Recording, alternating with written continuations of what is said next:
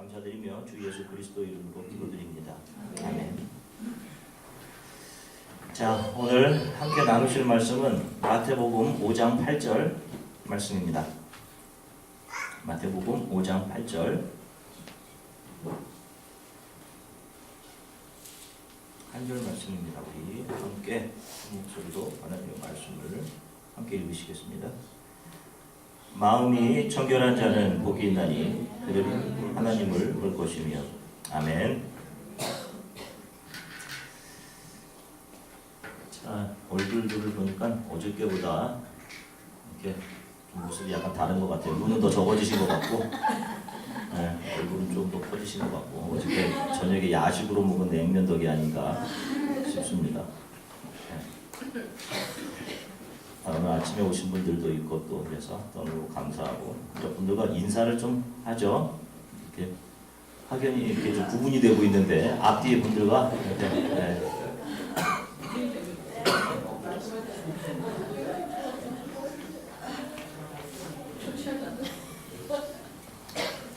자, 오늘은 마음이 청결한 자가 복이 있다. 어제에 이어서 계속 하나님의 말씀을 또 증거하도록 하겠습니다. 산상수훈 자체가 제가 어저께 말씀드렸듯이 하나님께서 우리들에게 요구하시는 어떤 도덕적인 삶의 원리가 아니에요. 너희들은 마음이 청결해라 라고 해서 우리가 노력해서 그것을 획득하고 얻어낼 수 있는 그런 게 아니란 말입니다. 우리가 살아내야 하는 목적이 아니에요. 여러분, 우리가 많이 가끔 이렇게 이 말씀을 이렇게 해석해서 하는 그런 이야기들을 좀 듣기도 하는데, 그런 우리들이 살아내야 되는 목적에 대한 이야기가 아니라 영원한 구원을 발견한 거듭난 크리스천들이 삶으로 만들어내는 예수 그리스도를 닮은 삶의 자치들이에요. 이게 예수 그리스도의 흔적입니다. 자신의 의지로 만들어지는 삶의 도덕적인 덕목들이 아니라 하나님께서 그들의 마음에 개입하셔서 그들 속에 자기 중심적으로 굳어진 돌같은 마음들을 부수어내시고 부드러운 마음을 주셔서 살아내게 하시는 거듭난 크리스천들의 삶의 모습이 바로 산상수훈의 팔복 설교에 나타나는 8가지 모양의 삶들인 거예요. 거기에 가난이 있는 것이고, 그 다음에 거기에 애통함이 있는 거예요. 그리고 오늘 우리가 살펴볼 청결함, 이런 것들이 있는 것입니다. 그리고 이 모양들을 다 종합해서 하나로 만들어내면 그것이 바로 자기를 내어줌이라고 이야기를 했습니다. 자, 오늘 본문에서 마음이 청결한 자는 하나님을 볼 것이다, 이런 말씀을 하셔요. 인간이 스스로 하나님 되기를 원해서 죄를 범하죠. 그리고 그 후부터 인간의 마음은 오염되고 타락했습니다. 그 오염된 사람들의 마음의 상태를 성경은 구약성경 예레미야 17장 9절부터 10절에서 이렇게 이야기를 합니다. 인간의 마음의 상태를 만물보다 거짓되고 심히 부패한 것은 마음이라. 누가 능히 이를 알았으려마는 나 여호와는 심장을 살피며 폐부를 시험하고 각각 그 행위와 그 행실대로 보응하나니. 자, 인간의 마음이 부패했는데 여러분, 행동이라는 것은 마음을 통해서 나오는 거예요. 그래서 여러분, 사람의 겉은 속일 수 있지만 그 마음은 속일 수 없잖아요. 그런 이야기를 하지 않습니까? 부패한 마음에서 나오는 행동은요, 부패한 것일 수밖에 없어요. 자기 중심적인 행동들이죠. 인간은 무엇을 해도, 아무리 선한 일을 해도 그 선한 일 속에서도 자기 자신의 유익과 칭찬을 챙겨내는 그런 존재들이에요. 이것은 죄를 지은, 죄로 오염된 인간 안에 있는 부패한 마음 때문에 그런 것입니다. 아무리 정의를 외치고 선한 일을 한다 해도 거기 안에서 자신의 가치를 챙겨낸단 말이에요, 인간이. 그래서 인간 안에서는 선한 것이 나올 수가 없어요.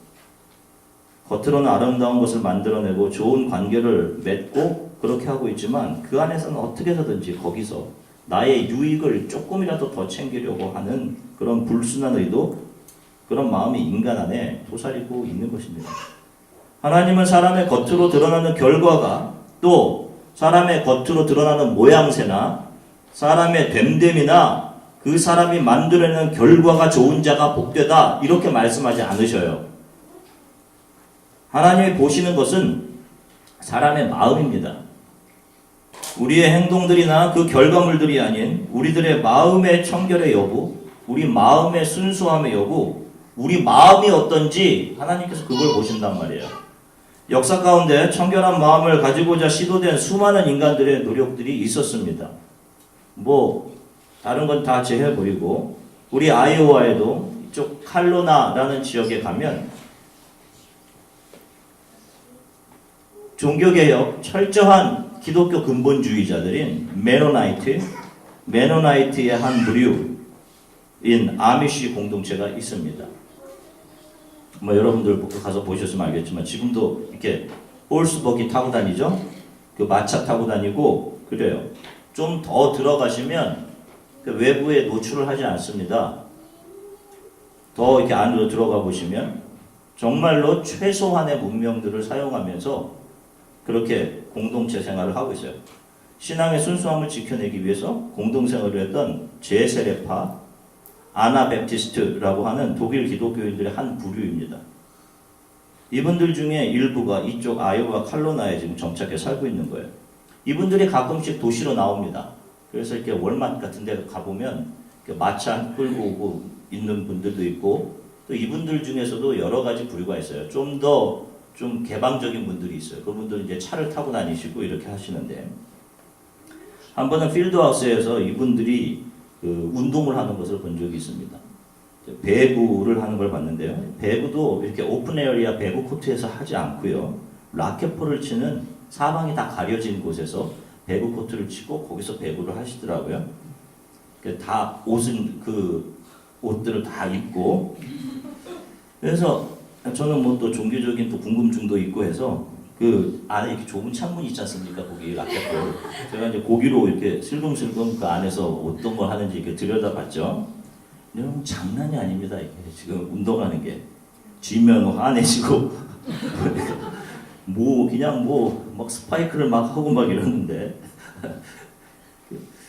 하여간 그렇게 문명과 떨어져서 신앙과 마음의 순수를 지키고자 공동생활을 지금 수백 년간을 해오고 있는데 거기서도 내가 이겨야 되겠다는 마음, 약자건 강자건 가리지 않고 스파이크를 해야 되고 또 지면 분노하고 하는 모습들이 고스란히 그 안에 있더라는 거예요.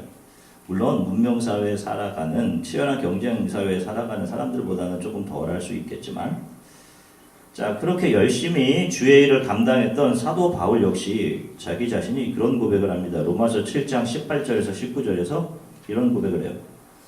내 속 곧 내 육신에 선한 것이 거하지 아니하는 줄 아노니 원함은 내게 있으나 선을 행하는 것은 없노라. 내가 원하는 바 선을 행치 아니하고 도리어 원하지 아니하는 바 악을 행하는도다. 이게 도대체 무슨 말입니까? 5번에 걸친 선교 여행을 떠났던 바울이 이런 말을 하는 거예요. 내 안에 선을 행하는 게 하나도 없다는 거예요. 그분은 다 악을 행했다는 겁니까? 뭡니까 도대체? 자신의 마음이 정결하지 않다 이런 고백을 한단 말이에요. 그러면 우리 범인들은 어떻게 해요? 어떻게 청결한 마음들을 만들어 내갈 수 있는 겁니까?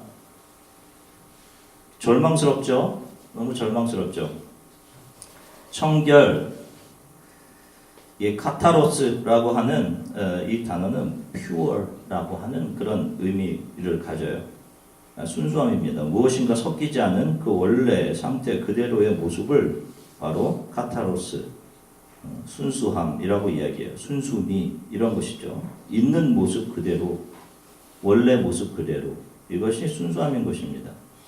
이와 같이 청결은 아무것도 가미되지 않은 원래 만들어진 그 상태 그대로를 유지하고 있는 상태를 말해요. 이것을 인간에게 적용하면 하나님처럼 되고자 해서 범죄하기 이전의 상태, 오직 하나님 의존적인 상태로 돌아가는 것을 말합니다.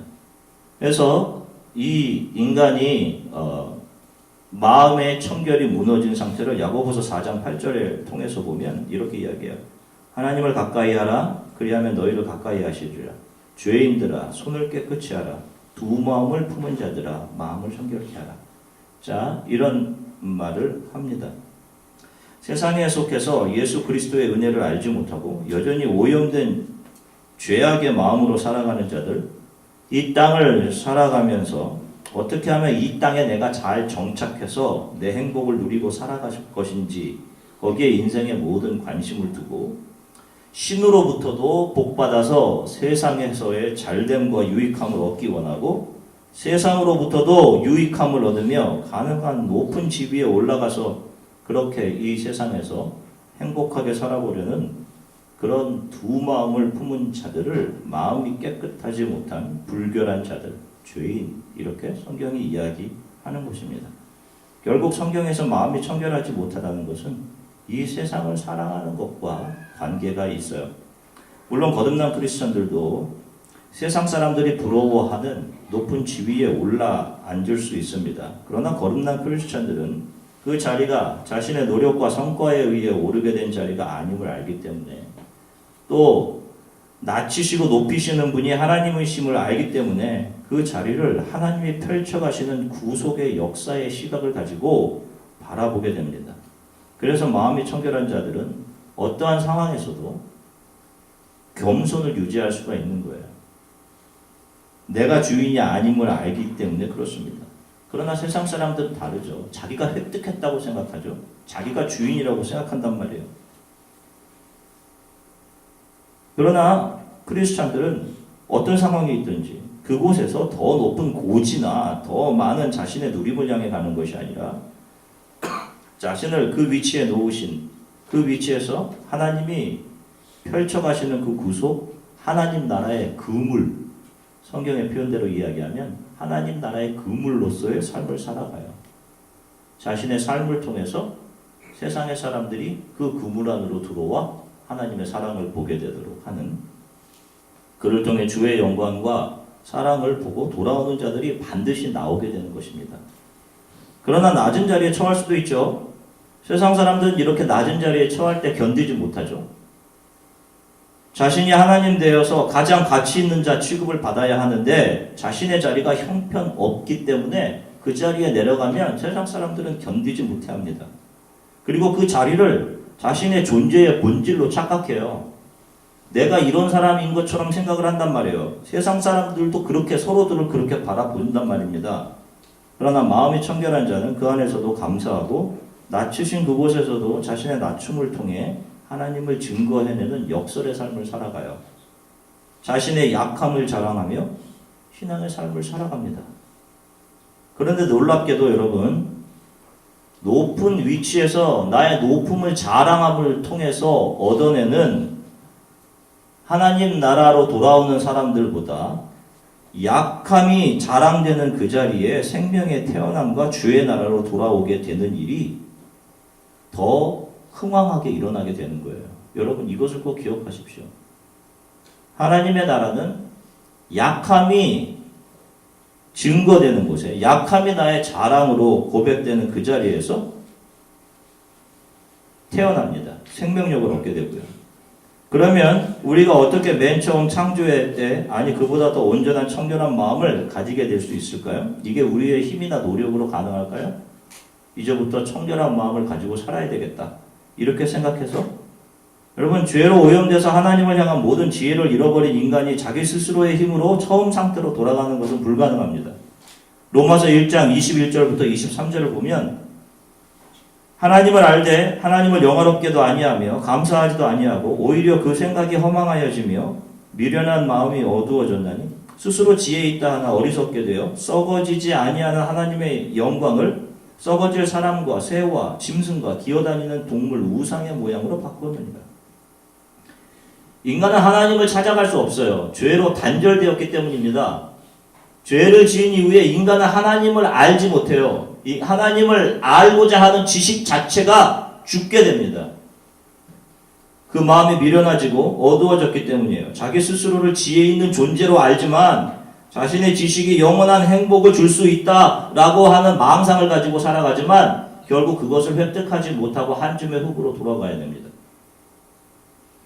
그것만이 끝이 아니죠. 영원한 지옥, 영원한 천국, 이런 영혼의 공간으로 들어가게 돼야 되는 거예요. 그리고 인간 안에 조금 남아있는 하나님에 대한 경외감을 자신들이 두려워하는 짐승의 형상으로 만들어 섬기기 시작합니다. 토테미즘이죠. 그것이 하나님이라는 거예요. 그리고 자신들의 두려움을 덜어가려고 합니다. 심리적으로. 그 과학에 대한 신봉 역시 인간이 만들어낸 토테미즘의 산물이에요. 과학이 우리를 행복하게 해줄 것이다 라고 생각하는 그런 것들. 성경은 인간 스스로의 힘으로는 절대로 하나님을 알거나 스스로 마음을 정결케 할 수 없다라고 선언합니다. 이런 인간은 스스로 하나님을 찾아갈 수 없기 때문에 이런 인간을 긍휼히 여기신 하나님이 스스로 자기를 낮추셔서 커뮤니케이트이 되지 않는 인간들에게 자신을 낮추어서 찾아오시는 일이 필요했던 거예요. 바로 그분이 예수 그리스도셨던 거죠.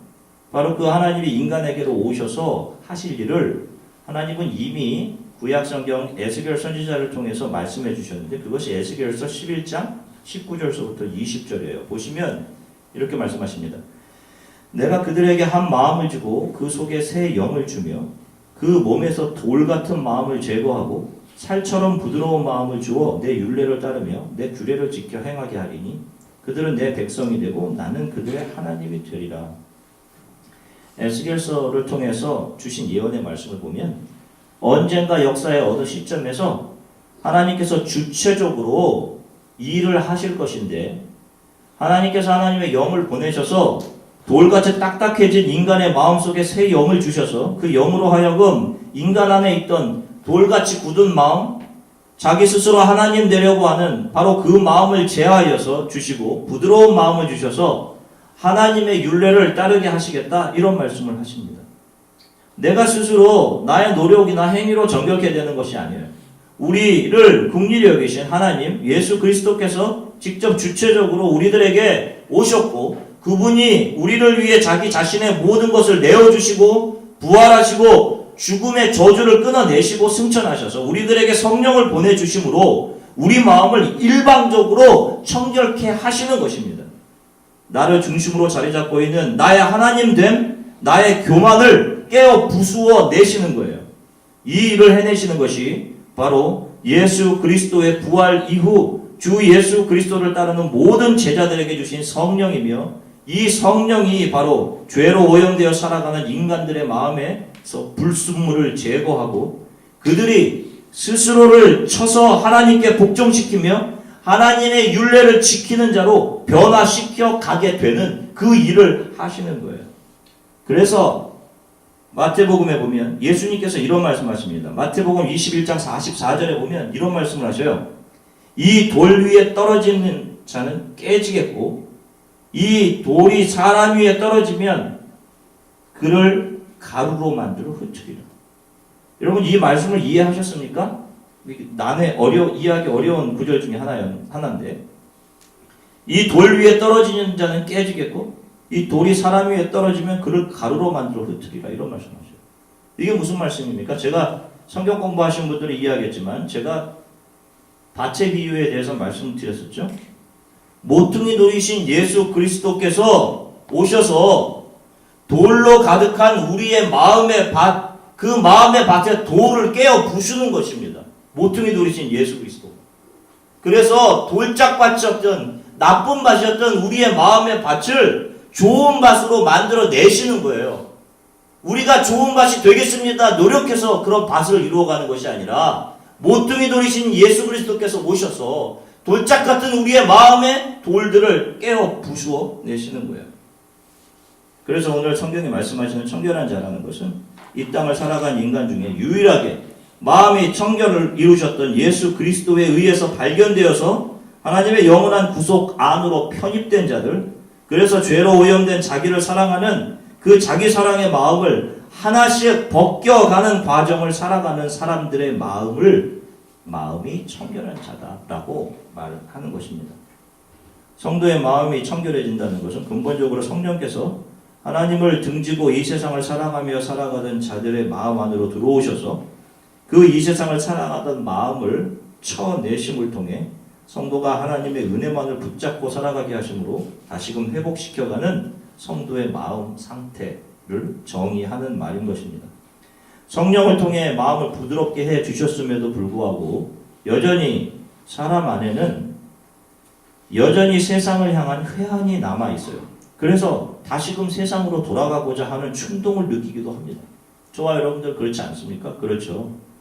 그래서 실패도 경험하게 되지만 결국 자신의 마음을 하나님께로 고정하고 그분의 은혜 안에서 성령의 도우심으로 자기 부인의 삶을 살아내고야만 하는 것이 마음이 청결해진 성도의 삶인 거예요. 저와 여러분들이 지금 그런 과정 안에 있는 것입니다. 기독교는 세상을 개혁하고 변혁시키는 주체로서의 종교가 아닙니다. 어제도 말씀드렸듯이 하나님이 펼쳐가시는 구속의 역사를 증거하고 세상을 사랑하고 나를 사랑하던 내 마음의 돌들이 하나씩 깨져가는 그 과정을 삶으로 살아내는 자들이에요. 그러면 마음이 청결한 자들이 하나님을 볼 것이다. 이제 이런 말씀을 하셨는데 하나님을 보게 되는 것이라는 말씀은 무엇을 말하는 것인가 좀 잠시 살펴보겠습니다. 어떤 분들이 그런 말씀하시는 분들이 있어요. 내가 꿈속에서 하나님을 보았는데 라고 하면서 하나님의 형상을 구체적으로 묘사하는 분들도 있습니다. 하나님이 어떻게 생기셨고 이렇게 얘기하는데 여러분 아시다시피 형상, 모양이라는 것은 물질계 안에만 존재하는 거예요. 여러분들이 이 육체의 옷을 벗고 나면 모양이나 형상이 없습니다. 뭐 그런 이야기 하시잖아요. 뭐 천국에 가면은 누구누구를 어떻게 이렇게 바라볼 수 있을까요? 이제 그때는 우리의 모양은 없어요. 우리의 젊을 때의 모습일까요? 늙을 때의 모습일까요? 뭐 이런 말씀하시는데 그런 모양, 모습이라는 것은 없는 것입니다. 인식이 있는 것이죠. 영은 물질계가 존재하는 방식이 형태예요. 형태는 제한이 있습니다. 시간이라는, 공간이라는 제한이 있죠. 우리가 꿈에서 어떤 모양의 하나님을 보았다라고 하는 것은 그 존재 방식으로서의 하나님을 본 것이 아니라 우리 인간이 인식 가능한 인식의 형태로 본 것일 뿐이에요. 하나님은 형태가 없으십니다. 그래서 인간이 하나님과 커뮤니케이션 하기 위해 필요했던 것이 말씀이신 거예요. 그래서 말씀이 육신이 되어 이런 표현을 하시는 겁니다. 하나님을 본다는 것을 잘 이야기해 준 선지자가 있었어요. 하박국이라는 선지자인데요. 그가 쓴 하박국서에는 그가 이해하지 못했던 하나님에 대한 질문으로 가득 차 있습니다. 하박국 1장 2절부터 4절을 보시면 저는 쉬운 성경으로 읽을게요. 앞을 보시지만 여호와여 그렇게 도와달라고 부르짖었는데 언제까지 들어주지 않으시렵니까? 폭력이 일어나고 있다 라고 외쳤는데도 어찌하여 구해주지 않으십니까? 어찌하여 나로 하여금 불의를 보게 하십니까? 어찌하여 악을 그대로 내버려 두십니까? 내 앞에서 파괴 행위와 폭력이 일어나고 다툼과 싸움이 이어지고 있습니다. 법이 효력을 잃고 공의가 시행되지 않습니다. 악인이 의인을 에워싸고 있으므로 재판이 잘못 진행되고 있습니다. 계속해서 하박국 1장 13절 이렇게 이야기합니다. 주의 눈은 정결하셔서 차마 악을 보지 못하시고 백성이 나쁜 짓 하는 것을 참지 못해 하십니다. 그런데 어찌하여 저 악한 백성을 그대로 내버려 두시며 악한 백성이 의로운 백성을 쳐서 이겨도 잠잠히 보기만 하십니까? 자, 예수 그리스도로 거듭난 우리 크리스찬들이 이 세상을 바라보면서 하는 질문들과 비슷하지 않습니까? 이 세상에 왜 이렇게 악인들은 저렇게 형통하고 하나님을 안 믿는 자들은 믿는 자들보다 항상 더 득세하는 것 같아요. 대표적인 시편의 시, 시편 73편 아삽의 시를 보면 이것이 더 적나라합니다. 시편 73편 1절부터 6절 쉬운 성경으로 역시 읽겠습니다. 참으로 하나님은 이스라엘을 선하게 대하시며 마음이 깨끗한 자들에게는 더욱 그리하십니다. 그러나 이제 나는 그 사실을 믿을 수 없게 되었습니다. 내 믿음을 다 잃어버린 것 같습니다. 왜냐하면 악한 사람들이 잘 사는 것을 보고 나는 그런 교만한 사람들에게 질투를 느꼈기 때문입니다. 그들은 마음에 갈등도 없고 몸은 건강하고 강합니다. 그들에게는 우리가 겪는 어려움들이 없고 다른 사람처럼 불행한 일들도 일어나지 않습니다. 그러므로 그들은 교만을 목걸이로 삼고 폭력을 옷으로 입고 있습니다. 계속해서 73편 12, 14절에서 이렇게 얘기합니다. 이것이 악한 자들이 사는 방식입니다. 언제나 편안하게 살면서 재산은 점점 더 늘어만 갑니다. 내가 무엇 때문에 마음을 깨끗이 하였단 말입니까? 내가 죄를 짓지 않고 성실하게 살려는 것이 무슨 소용이 있단 말입니까? 나는 하루 종일 고통을 당하였으며 매일 아침마다 벌을 받고 있습니다. 여러분 얼마나 공감해요? 저는 너무 이 말씀 하나하나가 소위 이제 우리가 이야기하는 은혜 받았습니다 하는 너무도 깊은 공감을 하는 그런 절규 아닙니까? 하나님을 향한? 악인은 늘 형통해 보인단 말이에요. 여러분들 주위에서 늘 좋은 것만 골라먹고 교회 다니지 않으면서 그 시간 동안에 자기 취미 활동하고 인생의 여가를 너무도 잘 즐기는 것 같고 하는 것마다 그 사람들은 재미있어 보여요. 게다가 이상할 정도로 하나님을 모르는 사람들은 우리들보다 다 잘 되는 것 같아요. 게다가 건강까지 합니다. 그리고 오래 살아. 돈 잘 먹고 돈으로 잘 즐기고 잘 먹고. 그래서 뭐 솔직한 마음이지만 가끔씩 어디 가서 뭐 먹었다 막 이런 얘기하면 와 도대체 나는 뭔가 이렇게 미국에 살면서 뭐 그런 생각을 해요. 어디 이렇게 막 이렇게 교회 다니지 않는 분들이 그런 얘기를 하는 거 보면. 그런데 우리는 뭐 하고 있습니까? 지금 주일 이 시간에 매일 여러분들 기도하시는 시간이 있으시죠? 기도하고 청년들은 금요일날 저녁에 나와서 청년 예배 드리느라고 거의 한 4시간 정도 쓰셔야 돼요. 주일날 와서 예배 드려야 되죠. 벌 쏘고 있는 것 같아. 정확하게 얘기하지 않습니까? 아침마다 벌을 받고 있습니다. 이 얘기하잖아요. 아살.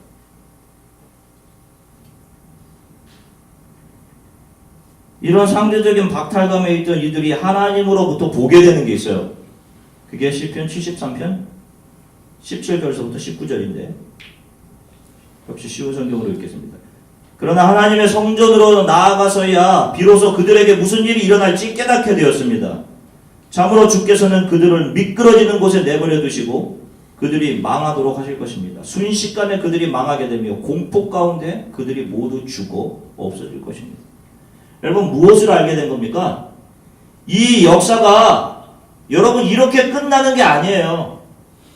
영원으로 가는 영원과 영원 사이에 물질계 공간계가 지금 껴있는 겁니다. 지금 이 안에. 여기서 끝이 아니에요.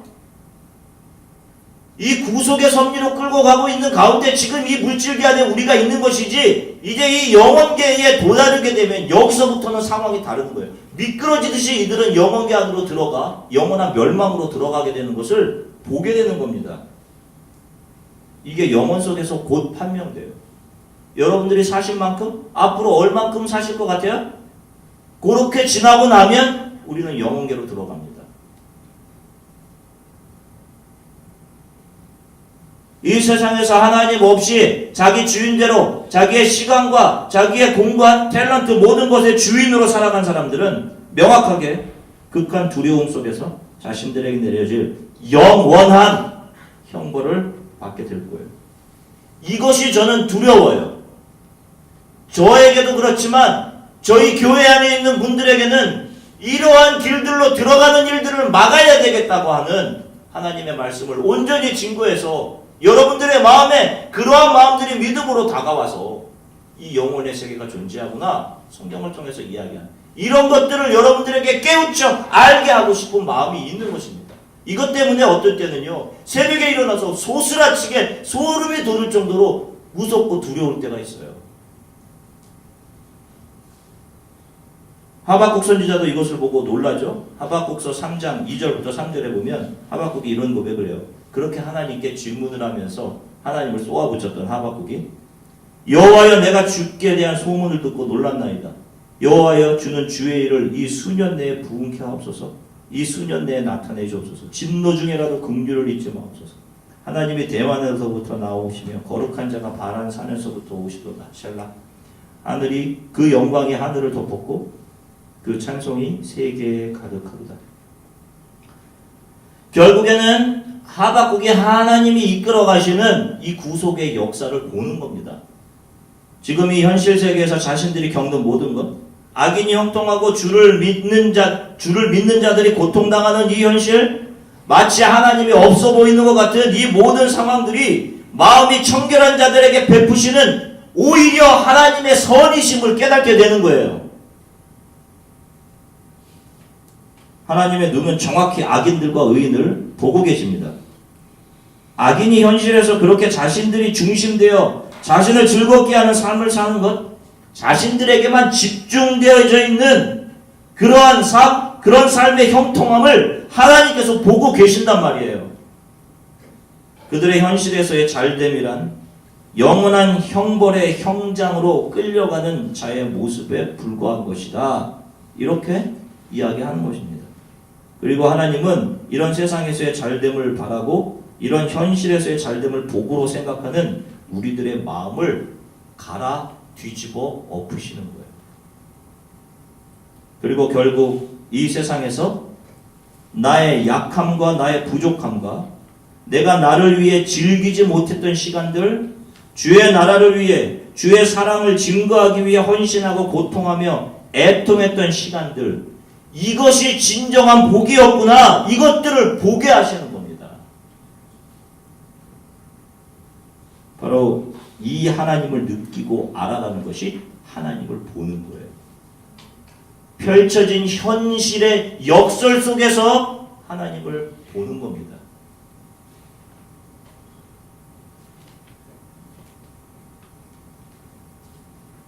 그렇기에 나의 매일의 삶, 매 순간에 하나님의 일하심을 인지하고 다른 사람이 잘 되든 형통케 되든 이런 것에 흔들리지 않고 내가 무엇이 되고 말든 이런 것에 흔들리는 것이 아니라 어떤 상황 속에서도 내가 하나님의 영광을 반사하는 삶을 살아내는데 초점을 맞추고 살아가면 되는 거예요.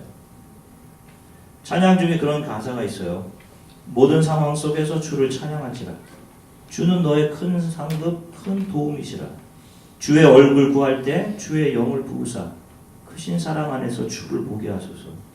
내 영혼이 확정되고 확정되어 싸우니 믿음의 눈을 들어 주를 바라봅니다.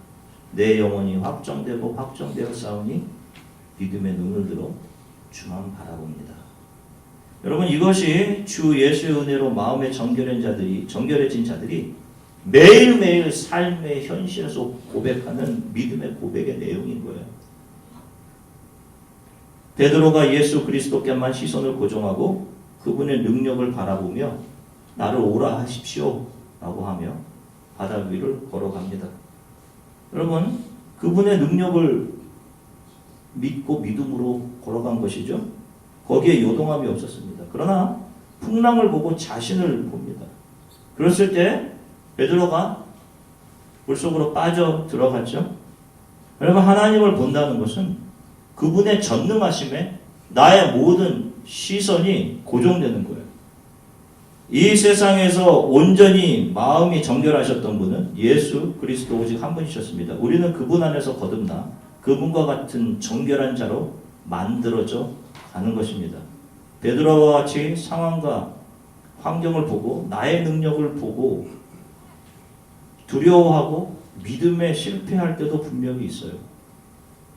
그러나 매 순간 하나님이 나와 함께 하심을 기억하고 나의 마음에 세상을 향한 두려움과 세상을 사랑하는 나의 마음이 날마다 부서져서 더 정결하게 되고 하나님의 은혜만 바라보고 살아가는 삶, 그리고 주의 나라를 위해 드림과 헌신, 나를 내어줌이 있는 삶, 그런 삶을 저와 여러분들이 살아갈 수 있게 되기를 간절히 축원합니다.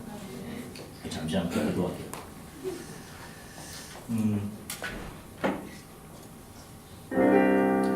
기도했으면 좋겠는 것은